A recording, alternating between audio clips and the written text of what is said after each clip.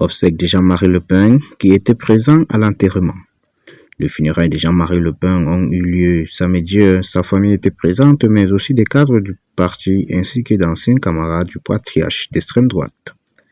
Pour commencer, ses filles Marine Le Pen, Marine Caroline et Yann Le Pen ont accompagné le corbillard de leur père. Marine Le Pen et Marie-Caroline sont plus connues du grand public que leurs sœurs pour leur engagement en politique. Yann Le Pen est la mère de Marion Maréchal, qui était également présente au dossier de son grand-père. Elle était accompagnée de son mari Vincenzo Sofo, un homme politique italien, député européen, membre du parti Frères d'Italie, le parti d'extrême droite dirigé par Giorgia Meloni.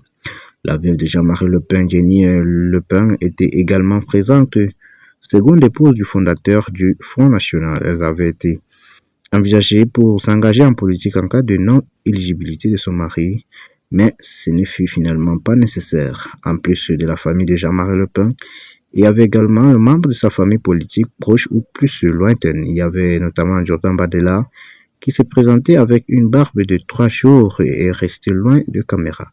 Venu comme soutien à son mentor Marine Le Pen, ils occupent le même poste que Jean-Marie Le Pen avant son départ du Front National.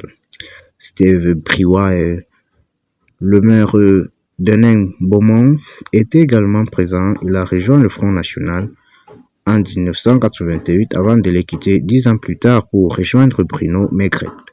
Il revient au Front National en 2001 avant de le quitter une nouvelle fois en novembre 2022 à l'arrivée de Jordan Bardella à la tête du Rassemblement National. Ils étaient accompagnés de Bruno Gollnisch, qui a été vice-président du Front National et a dirigé la campagne de Jean-Marie Le Pen en 2002.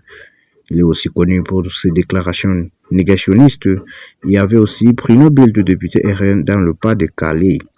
On a aussi pu voir le sénateur Stéphane Ravier, qui avait relié Éric Zemmour pour la présidentielle de 2022, quittant ainsi le RN. Il a claqué la porte des reconquêtes en 2024.